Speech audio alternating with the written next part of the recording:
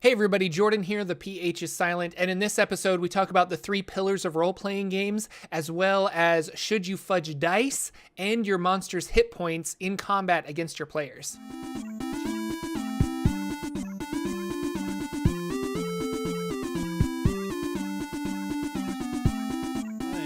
Hello, ladies and gentlemen. My name is Jordan with a silent PH in the middle, and I am joined always by my friend Sir Lucian over there from Sir Lucian Gaming. And this is the Saturday morning D&D show. The show's format is kind of we talk about our D&D games that we've been running and playing in, and then we kind of go from there and just whatever conversation kind of spawns up. So today, well, first of all, Sir Lucian, how you doing? I'm doing fantastic. I can see chat is already blowing up for us, so that's pretty good. And it's been a great day, and I think it's going to get better. Yeah. It's going to be an awesome day. It's beautiful outside. I shouldn't be inside. I should be outside later. Because spring is here, and it's just gorgeous where I live. First of all, some coffee.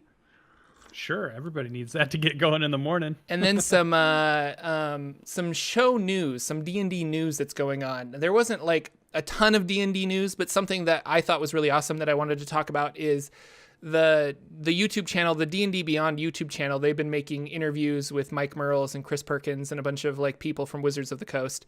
And they had a really good interview with Chris Perkins about writing your own adventures and writing adventures for other people. And this was pertinent to my life because I am trying to turn my one-shot Dragon on the Mount into something that I can put on the DM's Guild. And so I've been slowly formatting it and getting friends to help me edit it and make sure commas are in the right places and things like that. But it was a really interesting video because he talked about character motivation. And when you're writing for somebody else, it's hard to get that character motivation because you don't know what those characters are. Which was really interesting. If it's your home group, I know that Lucian is playing a Shadow Sorcerer, and this Shadow Sorcerer has X, Y, and Z motivations, and so I can kind of just work that into the story. But when you don't know that, you have to make a broad generalization. And one of the broad hooks, I guess, that you want to give to your players or an easy one that everyone thinks of is money. There's a huge dungeon and it's full of a lot of gold. Your motivation is to go in that dungeon and get that gold. The gold. But what was interesting about it is he was saying take that and add multi tiers to it. So not only is there a lot of gold in there, but there's a rival adventuring company or there's an evil corporation or something that's also trying to do this. So it adds layers of problems. But yeah, it was just kind of I like the idea video. that it was a way to make sure that your hook appealed to more than just a couple of people. Right. Because the hook of it's just the right thing to do works for some characters, but not all characters bite into that. They need a little bit more to push them over. And he was talking about adding the little details that make something stand out a little bit more and not be so generic. Because he was kind of warning you about both extremes being not enough or too much. He's trying to put you in the middle, and I thought it was a really good video because when I saw it pop up too, I thought the same thing. One of my goals for this year was I want to build an adventure that I can put up on DM's Guild or the Drive-Thru RPG. Just let people play it out. In fact, I think it's going to be the McLancy Waddle one that we did with our group with you and PB and them, because I think that's just a great succinct adventure. The first part of that's kind of fun. I think I want to turn that into a cool adventure that other people can play around with.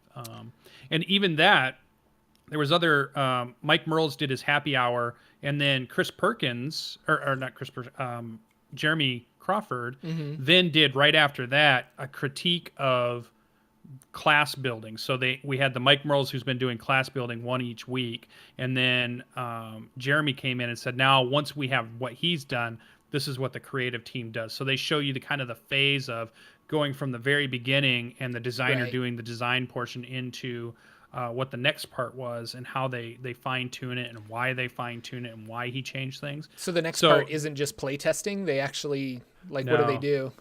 Yeah. It goes to the creative team, and Jeremy goes through it and then reworks it in such a way after basically looks at it from the story point of view to make sure it's not just about the mechanics, it's about the story. Does it fit the story? Does it fit with everything else that's going on? Is it a memorable character class that they're building? And when you listen to both of them together, so if you listen to the Mike Mearls as he creates the Order Cleric, the Order Domain is the one they're talking about. And then you watch the video of Jeremy talking about how he changed the Order Domain. They show the differences. This is how it started. This is where it went. And now it's out in the on the Unearthed Arcana article for this month is the Order Domain. So there has never been a better time if anybody out there that's sort of a designer or because all GMs are kind of a designer. But if you want to know how Wizards of the Coast is building their content and the way they think, right now is the best time because there are so many videos they're putting out on their channel in the last 3 months to show exactly how they do stuff so that you can go and watch those and get a lot of insight and you can make your stuff just like those guys. And what it's demystifying the idea that they even say it's not hard to do, right? It's not magic. It's not they use the term, it's not rocket science. It's the stuff they're doing is cool. And once you figure out how they're doing it, you can do it too. So I think any of us can do it. Well, no, the skeleton's there. Like, you just need to fill in the meat and everything else with it because, I don't know, like when I say skeleton, I mean like the numbers and the math are there and you can say, oh, I want to make a sorcerer subclass. What do sorcerers get? They all, like, every subclass gets something at level 3 and level 5 and et cetera, et cetera. So you kind of go through and you just like pluck that in.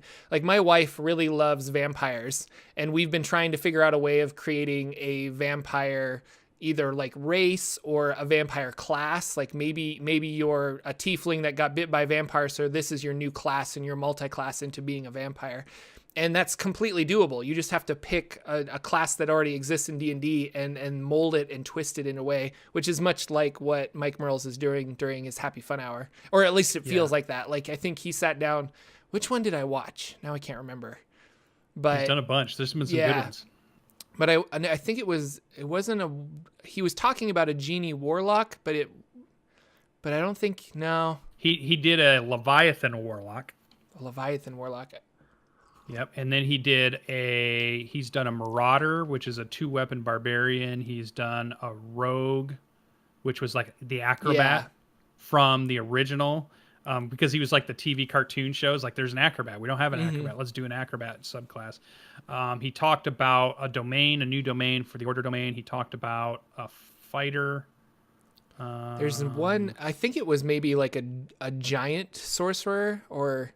Yeah, he was doing That's the one that I really paid attention to, I guess. Well, not so much because clearly I'm blanking on it. But it was like you were a sorcerer with like giant blood in you, and so you could grow. And they had like a rage mechanic. So he took the rage mechanic from barbarians and applied it to sorcerers, where you would go into like a giant sorcerer rage.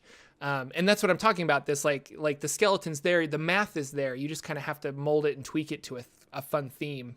Yeah. And then, see if it's balanced at your table, I guess. That's the other thing is you just got to play and I with think it. play testing goes into that. But I just realized that it's so cool that if any of you were out there and you're thinking you want to do something like that, you can get direct words from the mouth of Wizard of the Coast, how they do it right now, watching their videos and say, these are the things we think about. These are the things we keep in mind. And so those are the things you can think about. Those are the things you can keep in mind. And then you can build a really cool class for your campaign, class for your players to try out, or like we were talking about an adventure, how to think about doing adventures and how to do adventures when you think more people are going to consume it than just yourself. So they're putting out good stuff.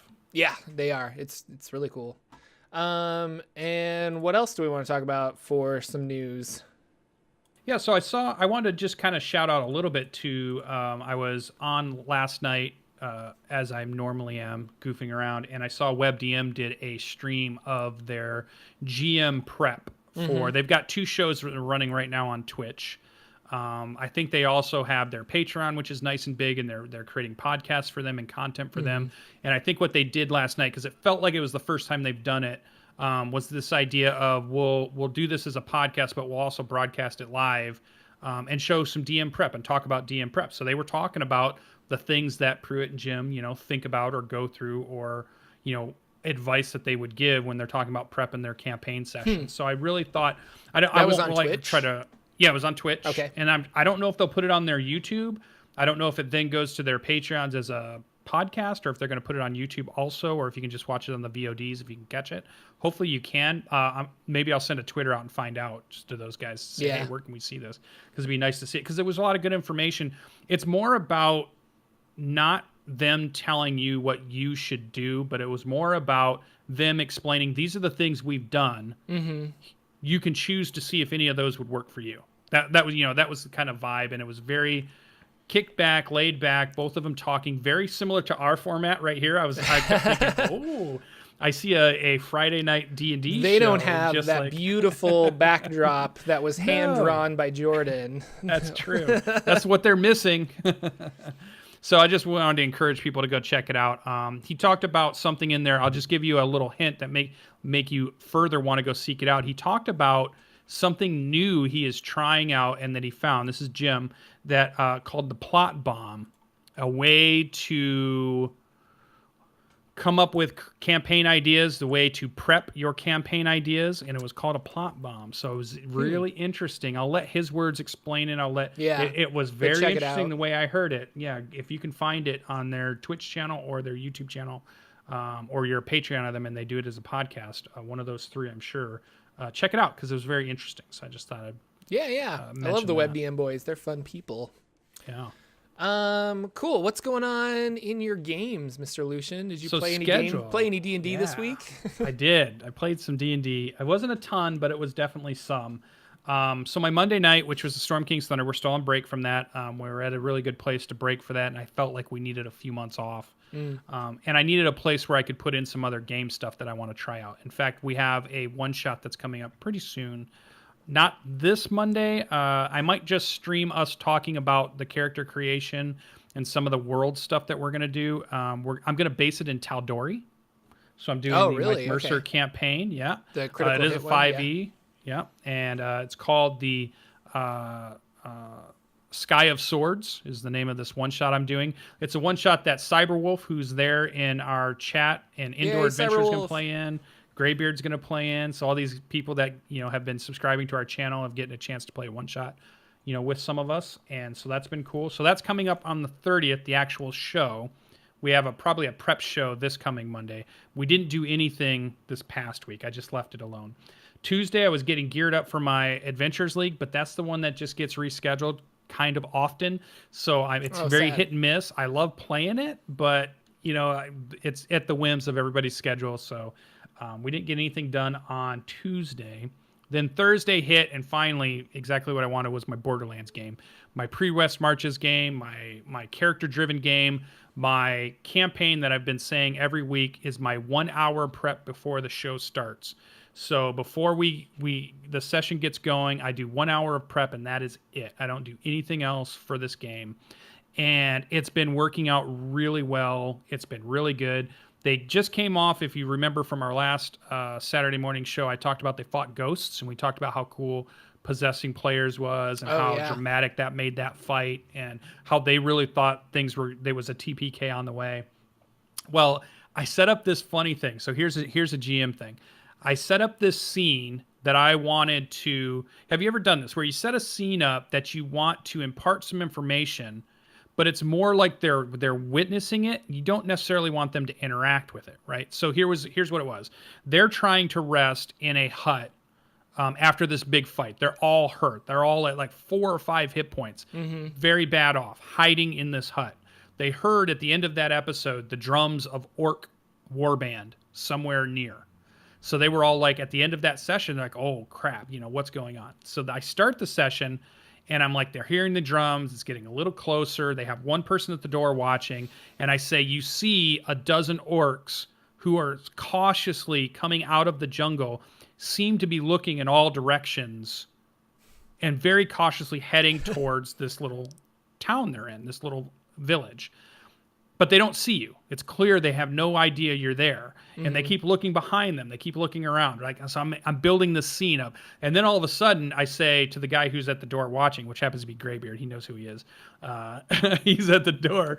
I'm like, hey, one of the orcs gets pulled back into the brush. And it's just a a mix of bushes and nothing else. It's gone. And then another one and another one. All of a sudden, these orcs are just being massacred right in front of them by spiders that appear out of nowhere, take them, and then suck them back into the wood and the forest, and they disappear. They're coming in and out, in and out. So I'm setting up this scene in my head as a GM that said, I want them to know that the spider faction they're fighting has phase spiders. Okay? Come in and out. I want them to know that the spiders are wiping out the orcs. That was the whole point of the scene. What I didn't realize was going to happen was my player decided that when I had one of the orcs run away from the spiders in sheer panic towards the hut that they were hiding in my head during my prep session, I thought, okay, this is going to be cool because they're going to let this dude in, right? Mm-hmm. They're going to quiet him down. They're going to hide. The spiders are going to go away, and they're going to be able to have this cool interaction with this orc who clearly can't beat the team of 5. A chance for them to get information, a chance for them to do something. What I didn't think was going to happen was that the bear form druid was going to kill the guy the minute he stepped in the doorway with one hit, and that was it. And then take the body and throw it outside the hut. Wow. Which drew in the spiders. And then I thought, uh-oh, I hadn't planned for a fight with phase spiders in my team who's hurt. But we're going to run with it. I was like, it has to go now. So the phase spiders come over. They attack. 2 of their guys go down. It's a nasty, cool creature if you haven't seen it. I know it was in Critical Role not too long ago, too. They fought a phase spider. And I've been wanting phase spiders in my campaign for a while. There's a faction in my thing that is spider faction, so I get to use all the cool spiders and stuff. And I've been wanting to use it. And they get a near TPK again because they drew these spiders in and they weren't quite ready for it. And the big complaint I got from a couple of the players was, man, we didn't even get a chance to rest, and we're right into another fight. And I'm like, yeah, that's right. You didn't get a chance to rest, and you were in another fight, and it was your fault. It wasn't my fault. I didn't plan it. It was all on you and your actions. Suck it. It's just like, but that was really fun. So they played. They made it through it. Now, the other reason I wanted to bring it up, I over-explained it a little bit. So it was the idea that all I wanted to do was to give them this scene of there's 2 factions that are fighting, and maybe they can take that information and use it in some way. It didn't go that way for them. It went in the total fear direction for them, and they just hit anything that moved at that point. So it totally didn't do what I wanted it to do as a GM. But I'm like, okay, we'll just roll with it. We'll just run with it. The second thing that I wanted to bring up about that was the swinginess, which I don't even think is a word, of D&D 5e. The fight goes from the first roll I make does a 17 points of damage to our thief, wrecks him, plus another 17 points or 12 points of poison. He's down. Just immediately. They're 3rd level characters. Just immediately down. And I'm shocked because of how much it does right away. Everybody in the party is like, whoa, this is going crazy. And then the rest of the fight, I can't roll to hit any of them. Like I'm rolling 5s and 6s and 7s, and I'm not hitting any of them, and they wipe them out, right? So it shows me the one frustration that I think, and the reason we see so many videos, the reason we see so many articles, the reason we see so many podcasts and blogs about how to create a correct encounter. The reason we see so much of that is inherently because of how swingy the 20-sided dice in D&D 5e is currently. Because you think you can create something that seems balanced, and yet the dice throws everything out of whack. Like you hit your player hard in that first round and somebody goes down, and all of a sudden that balanced it's that downward spiral because now you have and you think 4 you've done people something instead of wrong. 5. And you think you've done something wrong, but it was the dice that just really threw things out of whack. So the lesson for me, and this is, I think the reason we do our show every week is that we always learn lessons because me and you are running games or playing in games, and we still are learning every time we do something, no matter what game it is or what it's about, and we try to share it, is that don't let that discourage you. It's not something you did wrong if it happens. the dice can kill your players, or the dice can kill an encounter that you thought would be hard, and then they just walk right through it. Like, because if you can't roll as a DM who only has one guy, and he's tough, but he only gets 1 or 2 abilities during the round, and then your 5 players get all their abilities, and you whiff 1 or 2 rolls, that fight goes all of a sudden to a cakewalk, and they're just like, we just walked through this. It was no big deal. So it's D&D is doing that to us. Not all games are that way. Other games have went to other dice systems because of the swinginess of the 20-sider, and I'm not saying you should switch or change it. Just be aware of it and don't let it get you down if it happens to you. Sometimes the dice can make that crazy. Well, will you fudge dice in 2 hit? Like, I mean, that's an option that I'll admit that I've done in the past, where I'm just like, I know that this is a medium or a hard fight and they're going to walk right over it. And so I'll do things like, this monster, regardless of hit points, will last 3 rounds. And I'll say the first hit will automatically be like, he'll hit the first 2 times, and then I'll roll dice for the rest of them. And my players don't know this. I'm like rolling dice, but it's when I know, I guess, ahead of time that they're going to like walk right over it, I'll make it a little more challenging that way, just to be like, I need to, and usually in my mind, that's to soften them up for another fight that's happening. The one that I talked about last weekend where they were fighting the giant, like Yuan-Ti snake people, there were specific fights that were in front of that were designed to soften them up for this bigger fight that I knew was going to be, I wanted that fight to be more challenging. So yeah. Yeah, I think what I've done, I'm doing the exact same thing. So the way I say this doesn't mean I'm doing it differently. Right. I don't fudge the dice. Okay. I fudge the hit point total. Right. Okay. So it's the same effect. So Yeah. they still see the dice roll, and I only do it very rarely, but I only do it for because you're playing online, narrative so they can see your dice effect. rolls. Yeah. I forget. Yeah. I'm rolling behind a screen. For narrative effect, I may want something to last 1 more round. I'll give you an example. We played the McLancy Waddle, and you guys were fighting the big bad at the end of that. And the Drider? Yeah, the Drider. But I wanted the guy that Greybeard was fighting was the doppelganger, who looked like one of the other players. But he hit that doppelganger so hard, I wasn't going to get a chance for that to play out. Right. Because he just hit that first one so hard, it was just like, the doppelganger doesn't have a ton of hit points. But I needed the effect of you see Magpie's character, and for some reason Magpie is hitting you, and he played it really well to like, what? Why is Magpie hitting me? And he's like hitting back, or and then it switches. So I really wanted the effect to go another couple rounds, and then it turned to run. It ran off, and then you guys shot it with an arrow, and it went down type thing. And it gave me 2 or 3 rounds, even though it really didn't have that many hit points to stand through all that. I gave it the hit points. So I didn't fudge any of the dice necessarily.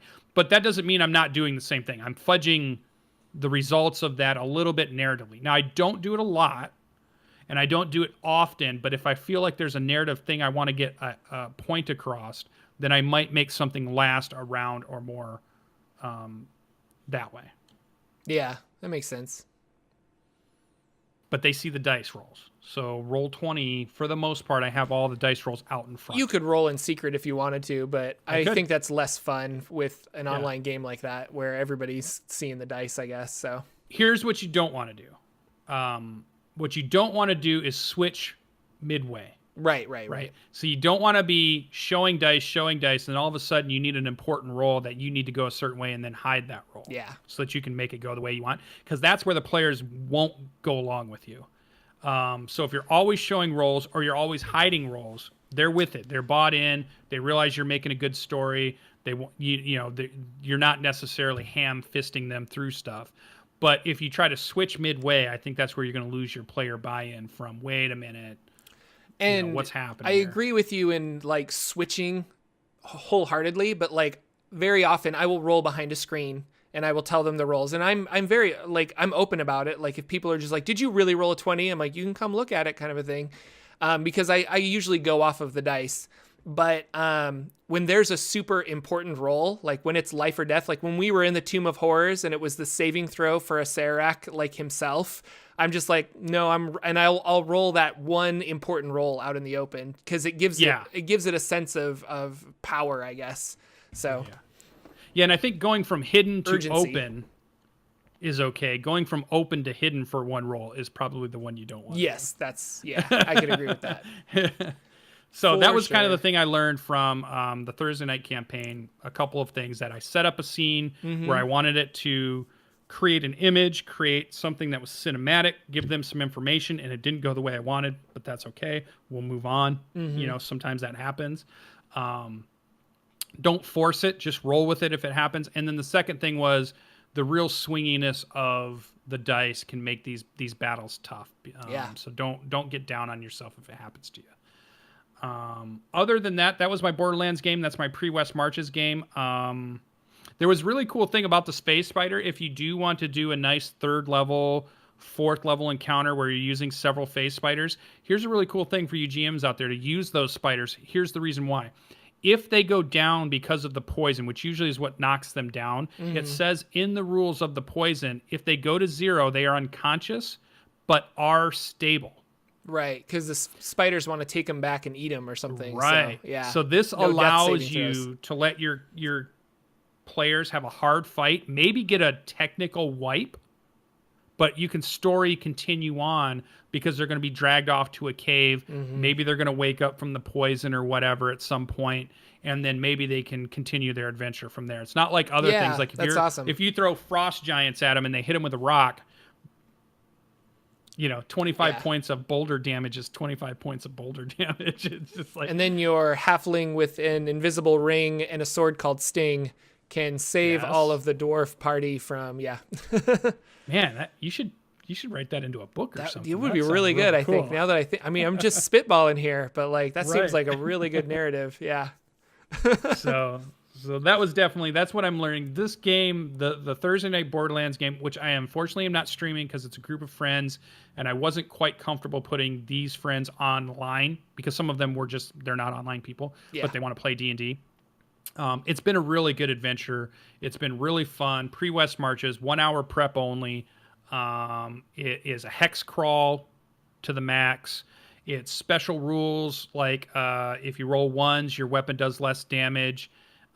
You have to roll for rations. Every day they roll rations. So on day 1, if they roll a 1, that ration was rotten and they have to take another ration. Yeah, I like that system. And then on day 2 and then on day 3. So there's all these little things that they have to play around with. They're city building. They're doing all kinds of cool stuff. So it's been a really fun campaign that I've set up. I can't wait to do more of it for real. Like this has been the test phase of it. And it's been really good. So the test has gone good. Other than that, our Saturday morning D&D show, which you're here live for, which is awesome. And then we have the upcoming Sky of Swords one-shot that's going to be with some subscribers from the channel. Cyberwolf and Indoor Adventurer is going to join us again, and we're going to play. I'll give you a small little premise. These are characters. It's going to be in the 3rd level area. I don't know why I like playing in the 3rd level area, but I do. The premise behind this is none of them have met each other. So we're going to do a one-shot where the group has never met before. Okay. That's the one thing I wanted to do. The second thing I wanted to do is they all have in some way acquired, been given, inherited, stolen, found, some way, a sword. And when they took possession of that sword, they were made aware of the prophecy of the sword. And if they were going to keep the sword, they had to agree to participate in the prophecy. So all 5 characters in some way have this sword. They're allowed to say what sword it is and what it's made of and what it looks like, but they have no idea what the powers are because the sword has never worked for them until our one-shot. Cool. So it's the awakening of the sword. It's the awakening of the powers. It's bringing 5 people together that would have no reason to be together in any other way, and they have been called. Now that the prophecy has called them, they have to travel and they have to do the bidding of the prophecy because they've acquired these 5 swords. And so it's going to be a really cool thing to allow. I wanted a session where we didn't do everybody already knows each other. Let's move on past that and just get into whatever the campaign is or whatever the session Right. is. I wanted to do a session where everybody didn't know each other and we could do those first introductions and see how that team chemistry builds from people that are strangers. I wanted a session like that. The other thing I wanted to do was this cool idea of a powerful weapon artifact in the hands of low-level characters. What are they going to use that against, and what large things can I throw at them because they have powerful artifact type weapons? So that was kind of the premise of cool. Of the one shot. So that's coming up. That's going to be the 30th. We're going to do a little kind of pre-prep show, or I guess some people call it session 0 sometimes, show on Monday. That just I want to get their swords down, and I've told them not to tell each other what classes they're playing. They don't know anything about each other this time around. Yeah. So it's going to be, I mean, they could all come up. The big joke in chat was, oh, here we go. It's going to be like 5 bards and a sword. You know, it's going to be like, well, that's what's going to happen. We'll see how that goes. I'd play that campaign. 5 bards and a why sword. not? That's like a Saturday night TV show. So that's the thing that's coming up. That's the kind of stuff you guys can look forward to when subscribing to the channel, to the Twitch channel here. We're setting up one-shots with people, and we're just doing a lot of different ideas and adventures and stuff. So that has been my week in Dungeons and Dragons. Sweet. All right, you can be in a one-shot now. Sweet. You want to be in a one-shot? I might want to be in a one-shot. We'll see. How about you run the one-shot? that? Would be good too. I could do Get that. a Jordan run one. We could too. get That'd me be to good. run something. That'd be fun. So your week in My Dungeons and week in Dragons. D&D. So we played Numenera, and it was a very my 2 games were kind of similar, but my Numenera game we did a lot of exploration.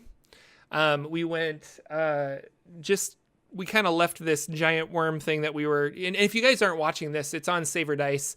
But Mike is a fantastic GM, and if you want to learn, like if you want to watch a really fantastic GM and kind of learn from him, like I really recommend. He describes things so well, and this Numenera game is just such a story-driven game that I'm not used to it. I'm used to, like, you know, we kind of role play, we explore, and then we combat, and this has all kind of been this fluid, and I think that's just Numenera in general kind of lends itself to that.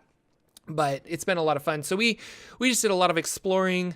There was like a puzzle we had to get through, but it made me one of the players was talking about the 3 like pillars of role-playing games, like exploration, combat, and roleplay, and how his favorite is exploration. So he really loved that episode because he's like, no, like I love exploration, and all we did was just explore around and figure out things. And it wanted to make me ask you, like, Lucian, what is your favorite of the pillars, or how do you? Well, I guess I'll start with that. Like, do you have a favorite when you're running a game or playing in a game? I think running and playing are different. Yeah. I think I really like exploration with a DM or a GM that has a very well thought out world or area that we're in, because you can kind of tell a little bit if it's more of an off the cuff or more of a improv game, that if you keep asking too many questions, they're just like, move on. Right? You get that feeling of, hey, it's a fence, and you're like, well, what kind of fence? What's it made out of? And they're like, well, you know, it's just a fence that keeps you can't really get over it. And you're like, but is it made of metal? Is it made of wood? You know, because you're trying to explore your things, you're trying to really get into it, but they're trying to move you to the plot line, right? Yeah. So I kind of pick up off those cues. I want to explore a world. I want Ready Player One, right? I want this weird dungeon master that is only there to say there's this great big living world in front of you, and wherever you're going to go, I'm ready for you. Whatever you want to do, whatever rock you want to unturn, I've got this, right? That I love. Pick totally. pick a hex square, and Yeah, we'll yeah.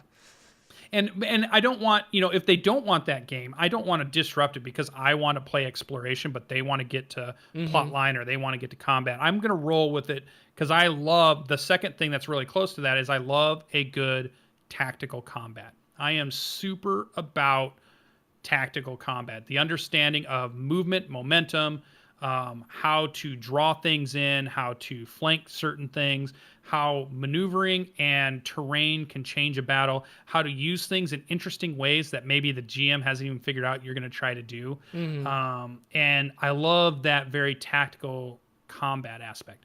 I do realize that it slows the game down when you get that into it. And not everybody loves that, right? So some people love the story more than they love, the 2-hour combat that they did with, whatever they jumped into. But I think my second highest is combat. And I love to run combat. I'm realizing that all of my campaigns, all of the things I run are combat heavy. And I want to try to become better at not just being combat heavy. Yeah. So when you say the 3 pillars, Lucian as a GM needs to work on the exploration pillar a little bit, and I need to work on, so we said exploration, combat, what was the third role play? Yeah. Role play. Like chatting, chatting with NPCs, chatting with other players, I guess, yeah. I need to add more of that in to my campaign, because I've got combat locked down. I feel like I can do a good combat. I'm okay with exploration. I need a better NPC interaction or diplomacy, or probably social interaction would probably be the other pillar. I need to do those better in my campaign, so I need to work on those. I need to practice that muscle. So I think that's where I'm at. Yeah, I think I like combat the most. I don't know, like I like utilizing these tools that we have. But in the Numenera game, combat is kind of the same as everything else. You just roll dice to kind of see how things are going to work. Can you scale this thing? Roll strength. Can you attack this thing? Roll strength. So it's all kind of the same. Like, do you want to see this? Roll intelligence. Do you want to do a mind blast spell? Roll intelligence. And it was, I don't know, it was just an interesting game for me because I don't put a lot of value on exploration. I usually want the DM to be like, no, you guys are here. This is kind of where you're going because I want to get to the next combat, or I want to get to the next thing where I get to play with my toys. But the whole game was very we were just going from place to place, and the DM was making up a lot of stuff as we go. And we would ask him like, well, do we see this? And he's like, yeah, you do. Like, you see something like this, and it would kind of expand on that. This kind of goes into my Adventure League game that I was playing at the game store, my friendly local game store, where that game we had 0 combat and exploration a little bit, but it was all role play. And we were supposed to walk into a village, and we were encouraged to talk to all of these different NPCs to get clues. And partially it was the dice rolls. Like, we were rolling 4s and 3s when we were trying to get like persuasions and insight checks to see if people were lying and stuff. So they were just like, yeah, no, you believe them. And we're like, okay, if I believe them, I guess I kind of move on to the next one. We go on to the next NPC and the next NPC. We got 0 clues though. Like, through our talking, we got 0 clues about what we were supposed to do or who we were supposed to talk to. And finally I turned to the group and I'm like, guys, do we suck at role playing? And everyone kind of laughed. And I'm like, I know that that's like funny and we're joking about it, but I really feel like we do. Like, we're not getting any further in this story.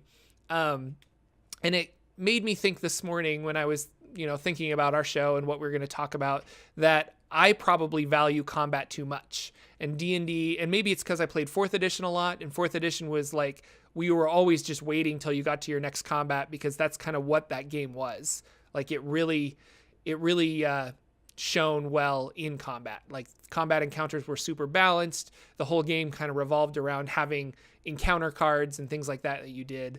And so I need to change, and like, maybe I need to run that expansive world. Like, maybe I need to, and maybe that's Hot Springs Island, honestly, now that I think about it. But maybe I need to run that world where I know every little piece of it, and people can just go and explore and see what's going on. And we'll run an entire session that's just exploration, or they go to a village and we'll run an entire session that's just what's going on in this village, like trying to figure things out. And now that I say that out loud, sorry, I'm going to say one more thing. Now that I say that out loud, there's this great module called Scarab of Death that I bought that I'm going to run my tabletop crew through. And that is entirely role playing, and it's a mystery to solve. There's no combat whatsoever. They just have to like solve a mystery. So it's like Scooby-Doo who did it kind of thing. And it was Old Man Jenkins the entire time, and he would have gotten away with it too. But yeah. That made me think of two things, because like last night I had a phone call from one of my players who said at the end of our session in the Borderlands game, they decided to head north. It's a hex crawl, so they can do whatever they want. But he said at this one point, he's like, we're towards the end of that session, and we're asking a bunch of questions, and you're telling us about this big mountain that we're seeing that's covered with spider webs. But all these questions, you keep just saying, kind of, there's more spider webs, or you're telling us about the spider webs. Right. I couldn't tell what you wanted us to do, and I was like, well, I don't want you to do anything. I'm just explaining what you're seeing. You're like, See, I have no where I'd clear. Be like, where do we go, Lucian? Like, what do you want and I us was to like, do? that's one issue to be careful of, right? Yeah. So if we're playing in a game that's going to be very open world, you have to re-emphasize to the players that you are driving this. There is no thread that's the GM is trying to lead you somewhere. I'm just explaining, this is what you see. You do what you want with that information. And they're just like, so he's like, I didn't know what you wanted us to do. Now, the second thing to that, I think bring it all the way back around to the beginning of the show, where you talked about Chris Perkins talking about his adventure. Yeah. He said something in there that stuck in my head that said, don't make an adventure that only has one way to solve it. Yeah.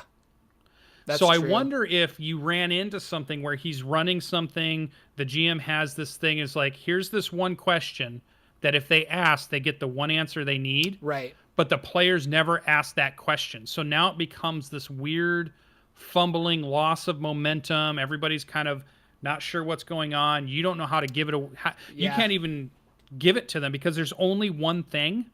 You can't even hint at it, or you're just giving it to them. So that might be something to be careful of too as a GM. Make sure that whatever you're doing when it's an information type thing, don't make only one solvable way. If it's a puzzle or there's only one clue they can find that's going to solve it, don't do that. Find many ways for them to come up with a way to do it, because you're just never going to know what questions they ask. Or I would say is don't like, if you have a puzzle or if you have information that needs to get out there, don't put it in your mind that they have to ask this question. Like, if you don't have an answer, then whatever the players come up with will spark you and be like, oh, I can give it to them like this, or I can do this, or and I don't know, like they instead of talking to that NPC, they decide they want to go search around the back of the barn. Oh, well, then they find a note, and this note will point them to the right direction or something. Like if you don't say to yourself, they have to do X before I can do Y, then you are going to be a more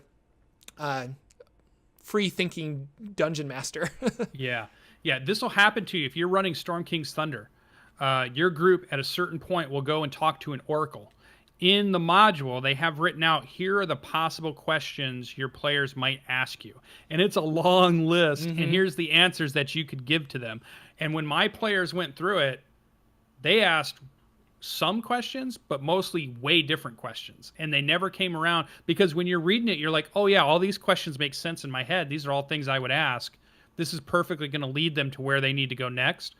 My players did not make that leap of logic that they made in the module. So I had to quickly volunteer information and steer it a little bit, because the way they were thinking about my answers wasn't the way they were intended, right? So I would say something like, here's this answer you get, and they took it a totally different way than I meant it, or a totally different way than I said it, and that clouded how they asked the rest of their questions. Right. Because the miscommunication happened on the very first question they asked about. So that's it was, when I looked at that, I was trying to remember, like, eventually I want to do a video where I talk about Storm King's Thunder and how you would run it from a DM's perspective, from somebody who's run it now for 2 years. Yeah. And say, these are the things that keep in mind. That's going to be a big part of that video, is that one little chapter, because that's such a hard thing to do, is to act like an oracle where your players can ask you questions and the oracle answer truthfully. But how do you keep them on the story thread, and how do you not sidetrack them with something you say that they take the wrong way? Right? It was crazy during this episode how it worked out. Crazy. Yeah. And I guess that's what I wanted to talk about, and we kind of did talk about it, but it was weird. My Numenera game was exploration heavy, and my Adventure League game was so roleplay heavy. And I felt like I was lacking at both because I'm just like, I really like combat and I enjoy combat. But I will say my bard, having jack of all trades and expertise in persuasion, I was doing a lot better at like roleplay roles and stuff. So we got to a point where I think the DM was taking pity on us and trying to push us back into the direction of one of these NPCs that could give us information. And this one was like a crazy guy that was talking about a Dracolich. And we talked to him and we kind of like figured it's like, okay, he saw Dracolich. He's just kind of crazy right now. We'll go away. We ended up coming back because we saw him like slinking around. And I did like a really nice, like, you can trust me. Like, you need to tell me these things. And like, I'm really good and all this stuff. And so we did a persuasion and I rolled, I have like a +7 in persuasion. So I rolled really well. And he's just like, okay, I'm going to level with you. Like, I'm part of a secret gang of order of people that's going to cause da-da-da-da-da. And I came here to like scout it out. And it's like, okay, that was the missing piece of the puzzle that we were trying to get this entire time. It just took us like 2 hours of talking to random NPCs to finally get to this point. So. Yeah, that's something we're all still learning, I think, is the fine handling of information, giving over to our players so that they not only get the information they need or want, we don't mislead them, they get the right stuff, or we encourage them to get to the right stuff too. Right. I noticed a question in chat from Cyberwolf is, in those kinds of games, the pick up a rock and I'll tell you what's underneath it. So I'm the open world games, the massive game. How do you balance sowing seeds about the world without just dumping information on the players, or going too into what do you want here and I'll make it happen? No challenge. So I think it's the idea of, there's this, a lot of people will hear in videos out there, the lore dump, right? Yeah. So it's the term that a lot of people will, when they're doing GM advice, talk about, don't just do the lore dump, or be careful of the lore dump, or, you lose your players when it happens, that kinds of things. Colville will often say a lot of times your players don't care. Like, that's all stuff you put a lot of energy into, and they may or may not care about the pantheon you have selected. They may or may not care about the constellations in your world. There's things they do care about, but those might not be the things. And so you have this weird thing about prepping games. How much do I prep? Because you don't know where their interests are going to go. How detailed do I get about the church system? How detailed do I get about the money system, the economics? Yeah. Do they even care about any of that stuff? And the answer has always been, I think, do what is fun, right? So that's whatever you find fun. If you want to build a whole currency system because you think that's super awesome, then do it. But the thing I've learned now, and I credit Matt Colville's videos for it, is instead of reading lore as if it's an encyclopedia entry, whatever you're doing, explain it in a way that has action. Make it an actionable description that provides information. So as an example, if you're going to, you want your players to know about, let's say there's a certain church group here that's in this village and it's dedicated to a certain god. Instead of having them roll history, and then when they roll a good high history check, you get the encyclopedia that says, well, this is the church of Leviatar, and you know that the clerics of Leviatar wear this. The church temple's architecture is usually Gothic. They have this, and instead of going into like that type of information, make them watch a video on it on Forgotten Realms Explained. That's true. Roll a video at your table. Just be like, this one right here explains it. But set up a scene that gives you that information. So when that happens, have a cleric of Leviatar interact with an NPC in front of them. Have the NPC mention the name of Leviatar. Have the cleric say the name. Have the cleric tell you the things that are important by the scene they're seeing in front of them through action versus through an encyclopedia kind of dump. So I think when I'm doing these West Marches stuff, that's what I'm trying to do. If they're moving into a hex that is dangerous, I want to explain why it's dangerous. Not just you see signs of danger. I want to say, hey, as you're walking through here, you see the corpse of a deer with its head torn off.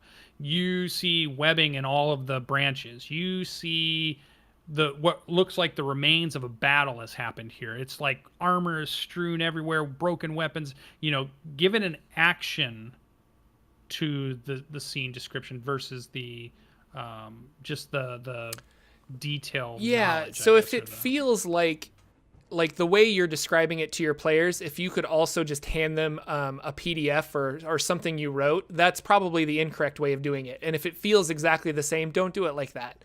But like I use a lot of my lore information stuff is just have the players ask questions. So if you create enough curious things around, like they'll start asking questions. Like my players found a skeleton with a human torso and a snake-like, or a human upper torso and a snake-like lower torso.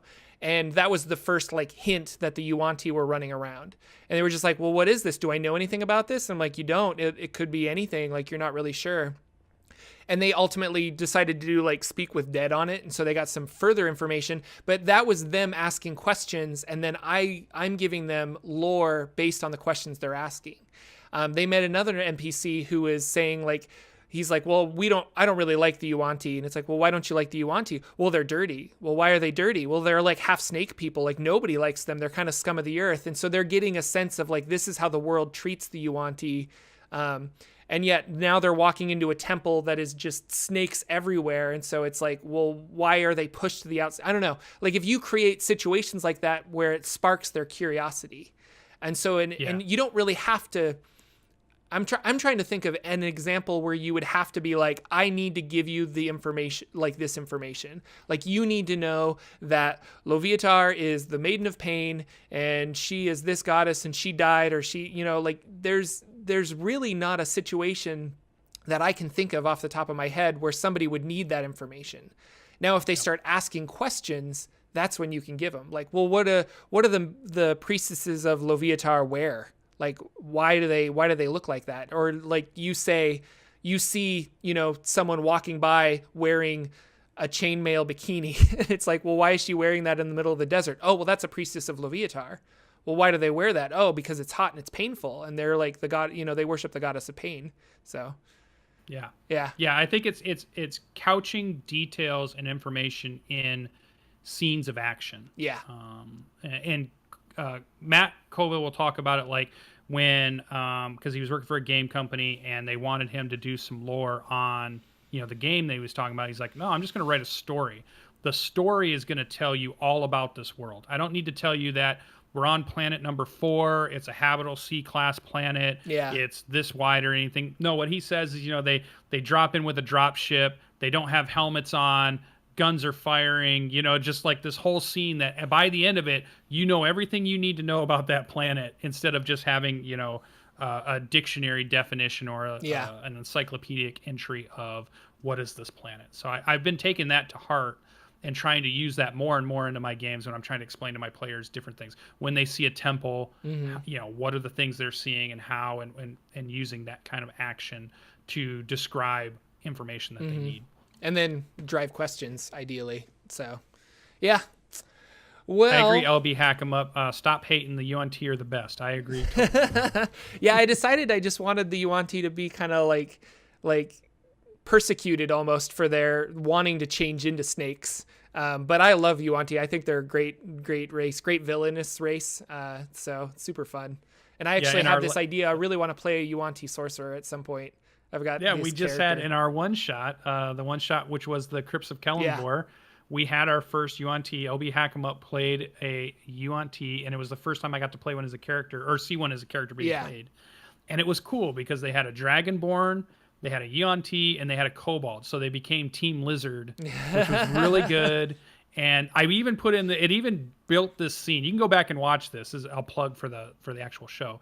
But there's a scene that I got inspired because they were really good about talking about their Team Lizard, that they come across a tomb robber group, basically another adventuring group, but they're grave robbers. And they're a dwarf, a half elf, and a tiefling. And so the dwarf that they interact with, when in the very first scene, when they first meet each other, the dwarf, I make this comment that the dwarf says, "Hey, it's a group that's even weirder than we are." And they're like, what's going on? I just thought it was such a cool moment of this weird group of non-humans, the non-normals of D&D meeting the other non-normals. Because they say in the player's handbook, the normals are human, elf, dwarf, It's only 4 of them, right? It's human, elf, dwarf, and maybe halfling, and that's it. Those are the normals, and then the rest of the races are listed as the extra stuff that's out there. So it's all the other ones, all the other stuff. And that's why they're not alphabetical. If you notice in the player's handbook, they're not alphabetical because the main races that they intended for Dungeons and Dragons, kind of like basically playing Dungeons and Dragons, are just those 4, which was interesting to me. I can't remember who said it. I think it must have been Jeremy that said it, or it might have been Mike said it in one of his videos. And I was like, I never noticed that. I never noticed why they weren't alphabetized in the player's handbook. But go Team Lizard. Go Team Lizard. Well, ladies and gentlemen, we are coming up to the end of our show. Thank you so much for coming out this Saturday morning and watching us just gab on about D&D, because we love gabbing on about D&D. So anything else you want to plug or talk about before we take off, Sir Lucian? Just check out the YouTube channel, all of the stuff that we've been putting up there. There's a lot of good Dungeons & Dragons stuff. This is a Dungeons & Dragons show, but there are some other things out there. So I do have some Numenera stuff if you want to see it. I have some Star Trek Adventure stuff. We're going to be having more games out there, but I am doing more D&D stuff. I got a one-shot coming up with some subscribers, which is going to be really cool. And I'm sure I'm probably about ready to send out the email to our McLancy Waddle group to say, hey, Magpie Random, Jordan, PB, Graybeard, are we ready to maybe do a Sunday game and reprise our roles as Elgath and Blaze, and I'm trying to remember everybody's name, Yaretsi, and I don't remember Magpies. Griselda. Because what I've done in that one is we've advanced the story by several levels. So they started out at like 3rd, then we jumped them to 5th. What we might do, or I don't even remember where we jumped them to. Maybe it's time to jump up to 10th, or maybe it's time to jump a little higher and say, oh, now where are we at? What's going on? Maybe we'll wait till Mordenkainen's Tome of Foes comes out. So that could be good. Yeah, that could be good. So we might be scheduling some of that stuff. Keep an eye out. Jordan's going to be going on vacation pretty soon. Hey, thanks for a tier 1 sub from John East. Thank you very much.